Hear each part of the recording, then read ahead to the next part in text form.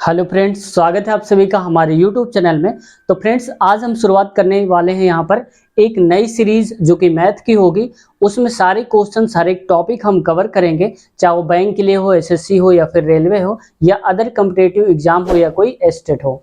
तो आज फ्रेंड्स, आज हम शुरुआत करेंगे यहाँ पर जो पहला चैप्टर ले रहे हैं। आपको इसकी प्लेलिस्ट भी मिल जाएगी, आप वहां से चेक कर पाएंगे। तो मैथ की प्लेलिस्ट हम बना देंगे। सारे क्वेश्चन जो हम करा रहे हैं एक ट्रिक के साथ करवाएंगे और बेसिक कॉन्सेप्ट क्लियर करके बनाएंगे। तो इसको हम लो लेवल से चलेंगे और हाई लेवल तक करेंगे। और प्रीवियस ईयर के जो क्वेश्चन, चाहे वो एसएससी में हो, बैंक में हो, जो उस टाइप के मिलते जाएंगे, हम उनको भी कवर करते जाएंगे। तो वीडियो में अंत तक बने रहें और उम्मीद है चैनल को सब्सक्राइब कर लिया होगा। और अगर आप चैनल पर नए हैं तो आपसे रिक्वेस्ट है फ्रेंड्स, चैनल को सब्सक्राइब जरूर कर लें ताकि आपको ये ऐसे क्वेश्चंस में अब कोई डाउट ना रह जाए। तो फ्रेंड्स देखो, आप यहाँ पर देख पा रहे होंगे कि संख्या विभाज्यता का नियम। तो संख्या विभाज्यता का मतलब डिविजिबिलिटी रूल्स हम पढ़ने वाले हैं नंबर्स का, ठीक है। लेकिन इससे पहले क्या है कि हमें कुछ चीजें जाननी जरूरी हैं। अब इसमें से जैसे कि हम क्या जानने वाले हैं, पहले यहाँ पर हम पहले जानेंगे कि परिमेय संख्या।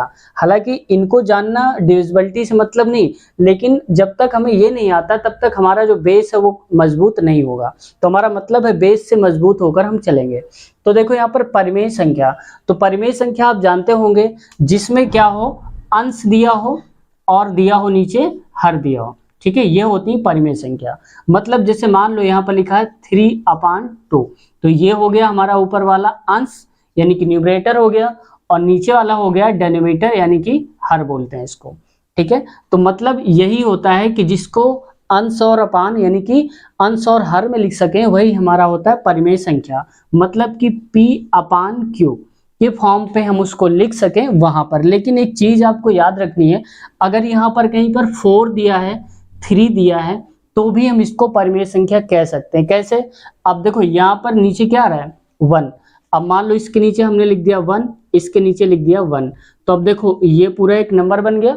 इसमें देखो अंश और ये नीचे आ रहा है हर, वैसे इसमें भी अंश और हर। लेकिन एक चीज हमें ये याद रखनी है कि यहाँ पर जो नीचे होगा यानी कि हर की वैल्यू होगी, जैसे मान लो 5/0, तो इसको हम परिमेय संख्या नहीं बोलेंगे। क्यों? क्योंकि यहाँ पर जो हर है वो हमारा 0 नहीं होना चाहिए। जैसे मान लो कहीं पर लिखा है अगली संख्या, जैसे 8/0, तो हम कहेंगे ये परिमेय संख्या नहीं है। और क्यों नहीं है? क्योंकि इसका नीचे वाला मान 0 है, तो हर 0 नहीं होगा, वो हमारी हो जाएंगी परिमेय संख्या। अब परिमेय संख्या क्या नेगेटिव भी हो सकती है? तो बिल्कुल हो सकती है।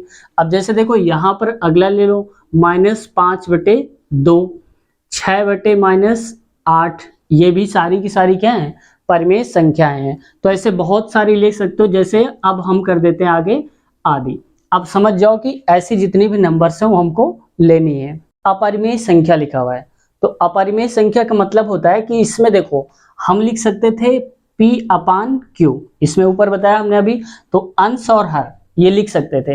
अब क्या है कि जिसको अपरिमेय मतलब परिमेय के जस्ट उल्टा, इसको P/Q के फॉर्म पे नहीं लिख सकते। अब कैसे नहीं लिख सकते? जैसे मान लो यहाँ पर कोई ऐसा नंबर आएगा जो किसी और नंबर से नहीं कटेगा, यानी कि अभाज्य संख्या आएगी। जैसे मान लो यहाँ पर हम कहते 3 और इसमें लगा दो रूट, तो √3 क्या हो जाएगी, एक अपरिमेय संख्या हो जाएगी, क्योंकि ये फ्रैक्शन फॉर्म पे नहीं बन रही है, ठीक है, भिन्न के रूप में नहीं बन रही है। अगला जैसे देखो फ्रैक्शन में ये भी आ सकता है और √2 भी आ सकता है, क्योंकि √2 क्या है, एक अपरिमेय संख्या है। और एक क्या आता है, बहुत बार पूछा जाता है पाई, तो पाई की जो वैल्यू है ये भी क्या हो जाएगी, हमारी अपरिमेय संख्या हो जाएगी।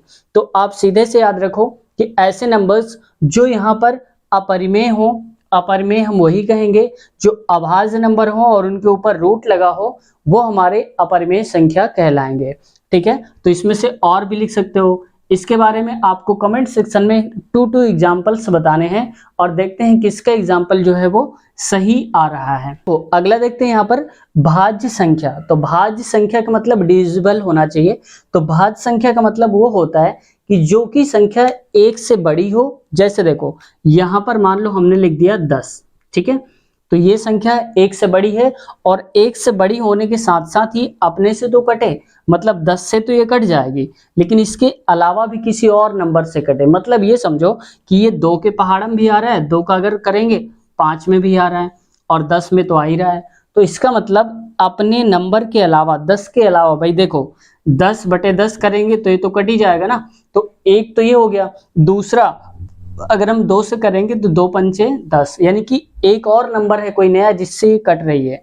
तो कम से कम अपने से कटे और उसके अलावा एक नंबर से और कटे, ज्यादा से कट जाए अच्छी बात है। अब जैसे देखो यहाँ पर एक और लिख देते हैं, जैसे मान लो लिखा है 12, और ये किससे कट जाएगा, 2 से भी कट जाएगा, 3 से भी कट जाएगा, 4 से भी कट जाएगा। तो कम से कम एक नंबर से कट जाए, हम कहेंगे कि वो क्या है, भाज्य संख्या है। यानी कि 12 के अलावा, अपनी संख्या के अलावा किसी और नंबर से कट जाए, ये हमारा क्या कहलाएगा, भाज्य संख्या। ठीक है। अब ऐसे में मान लो, जैसे मान लो लिखा है यहाँ पर 4, तो 4 देखो 4 से तो कट ही जाएगा, 4 एक कम 4। अब ये 4 जो है 2 से भी कट जाएगा, तो यहाँ पर 2 एक कम 2, 2 दूनी 4। इसका मतलब कि ये क्या है, परिमेय संख्या है। अब आते हैं यहाँ पर अभाज्य संख्या में। तो देखो अभाज्य संख्या में क्या होता है कि इसका जस्ट अपोजिट होता है। मतलब कोई ऐसा नंबर आएगा जो किसी और नंबर से नहीं कटेगा। जैसे देखो अभी यहाँ पर क्या हो रहा था, 4 था, 2 से कट रहा था 4, और 4 से भी कट रहा था। लेकिन यहाँ पर क्या होगा कि ये सिर्फ और सिर्फ अपने से ही कटेगा। जैसे देखो 3, जो 3 है वो किसी और संख्या से नहीं कटेगा, वो सिर्फ 3 से ही कटेगा, और इस वजह से ये जो 3 है वो क्या कहलाएगा, अभाज्य। जैसे देखो 5, तो 5 किसी नंबर से नहीं कटेगा, सिर्फ अपने से ही कटेगा, 5 एक कम 5। इस वजह से क्या है, ये अभाज्य संख्या है। अगला देखो जैसे लिखा 13, तो 13 जो है किसी नंबर से नहीं कटेगा, सिर्फ और सिर्फ अपने से ही कटेगा, 13 से। इस वजह से क्या ये अभाज्य संख्या है। जैसे देखो 23, 23, तो 23 से ही कटेगा, किसी और नंबर से नहीं कटेगा। इस वजह से ये क्या हो जाएगा, हमारा अभाज्य हो जाएगा। ठीक है। तो यहाँ पर ये सारे के सारे जो नंबर्स हैं हमारे अभाज्य हैं। अब हम बात कर लेते हैं सम क्या होते हैं और विषम क्या होते हैं। तो 5वां नंबर है हमारा आज का, और यहाँ पर बोला जा रहा है सम संख्या। अब सम संख्या को भी जान लेना जरूरी है। अब देखो डिविजिबिलिटी आप कहेंगे तो इसके बाद हम डिविजिबिलिटी ही शुरू करेंगे, क्योंकि ये 2 टॉपिक हैं, ये भी जान लेना जरूरी है। ठीक है। तो यहाँ पर देखो जो सम संख्या है, सम संख्या का मतलब होता है कि कोई भी नंबर जो हो वो 2 की टेबल में आना चाहिए, यानी कि 2 का पहाड़ा आना चाहिए, 2 से कट होना चाहिए। जैसे देख लो यहाँ पर आ रहा है 6, तो 6 जो है वो 2 से कट रहा है, यानी कि 2 एक कम 2, 2 3 6। तो इसका मतलब है कि 6 जो है वो क्या है, एक सम संख्या है। ठीक है। तो वो सारी संख्याएं जो 2 से कट जाती हैं, यानी कि 2 से क्या हो जाती हैं, विभाज्य हो जाती हैं। ठीक है। विभाज्य मतलब कि कट जाती हैं। तो जो 2 से कट जाएंगी वो सारी की सारी क्या कहला देंगी, सम संख्या। जैसे देखो यहाँ पर एक लिखा है 14, तो 14 2 से कटेगा, 2 एक कम 2, 2 सत्ते 14, यानी कि 14 कट गया। इस वजह से 14 क्या है, एक सम संख्या है। अगला देखो यहाँ पर लिखा है 18, और 18/2 करेंगे तो 9 आएगा, और इस वजह से क्या है, ये एक सम संख्या है। जैसे देखो 98, तो 98 को काटोगे 2 से, तो 2 चौके 8 आएगा, 2 नाम 18, यानी कि 49। इस वजह से 98 भी क्या है, सम संख्या है। लेकिन अगर यहीं पर ये करोगे, जैसे मान लो यहाँ पर लिखोगे 9, तो 9 2 से नहीं कटेगा, इस वजह से ये सम संख्या नहीं है। तो जो संख्या 2 से कट जाए सम संख्या कहलाती है। अब विषम जस्ट इसका अपोजिट होता है। जो संख्या 2 से ना कटे वो विषम संख्या कहलाती है। जैसे देखो यहाँ पर लिखा है 9, अभी लिया था एग्जाम्पल, वही देखते हैं 2 से, तो 2 से ये नहीं कट हो रहा है। इसका मतलब ये जो 9 है ना, हमारा क्या है, विषम संख्या है। जैसे अब किसी और से कट जाए बात अलग है, लेकिन 2 से ही हमें चेक करना है। अगर 2 से कट रहा है तो सम है, और 2 से नहीं कट रहा तो विषम है। जैसे देखो आगे मान लो 15, तो 15 2 से कट हो रहा है, नहीं हो रहा है। इस वजह से जो 15 है ये विषम संख्या कहलाएगा। ठीक है।